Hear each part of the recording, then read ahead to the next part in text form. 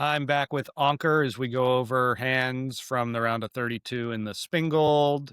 And we're into the fourth quarter now. We're down, what, like 40 going into the fourth quarter? Yes. And this is board 48. So this is the third board of the set. And we had switched directions.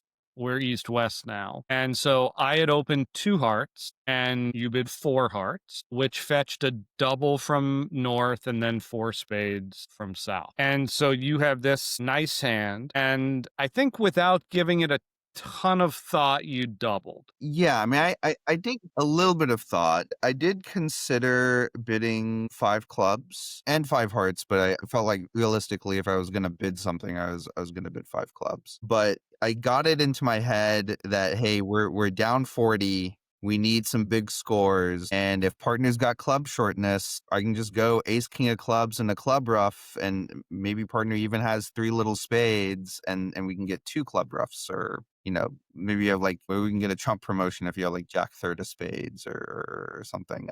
Maybe we can get a heart. Or so I had these visions of down two floating and then plus 500 floating around in my head, and I remembered how well my double went before, even though it wasn't necessarily the right decision, as we talked about. And so I just confidently put double on the table. Yeah, which, as I recall, did not work out. It did not work out. This was the hand, and as usual, you caught me with nothing. Right. We had talked about, again, our white versus red preempts, like you could be just queen empty fifth and out for Yeah, I this. mean, this actually not that bad a preempt for this position. And Declare has only the one club loser. They have to get the spades right and the diamonds right. So, I mean, there is a world where they go down on this hand, right? Like they play a spade to the jack and I win my queen.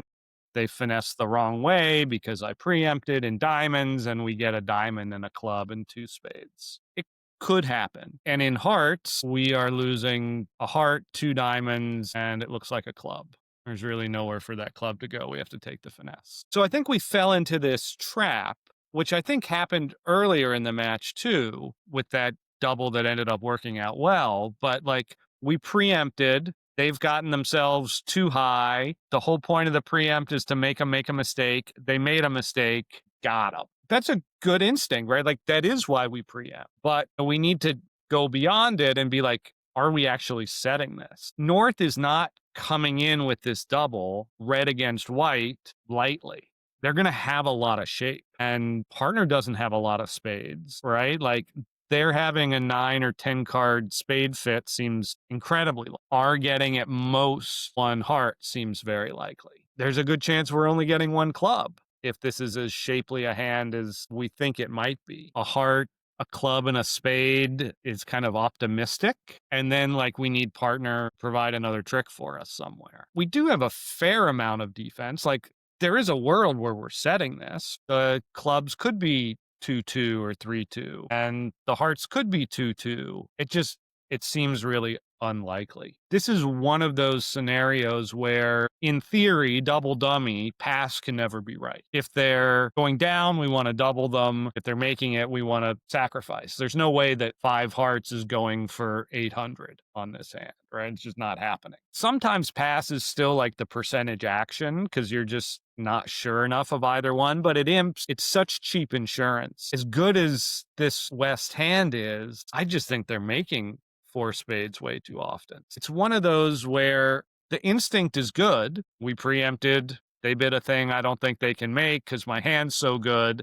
Let's double. But then that next step is, okay, that's my instinct. Let me just back it up. And what are my four defensive tricks? Because I'm not counting on partner for much of anything, maybe half a trick, right? So I got to have three and a half. And it just doesn't seem like this hand is three and a half tricks. I agree. And I think combining this board with the earlier board, the first board that we discussed in the series, I think it's very clear that this is a theme for me and something that a pattern, exactly, and something I need to work on, and have that moment, like you said, the instinct isn't necessarily wrong, but it needs to be backed up with judgment. And so I need to figure out how do I take that instinct, but then apply the judgment to understand when is that instinct correct to follow and when is it correct to go in a different direction. Yeah, and it's so easy to get lazy and just accept what that system 1 instinct tells us rather than kicking system 2 into gear.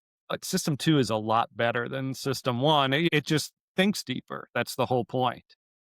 And starting with, all right, well, this is my instinct, and I have 15 high card points, and they've bid game red. They're not making, like, that's a good starting point. But then checking your work and like, are they really? Are they really?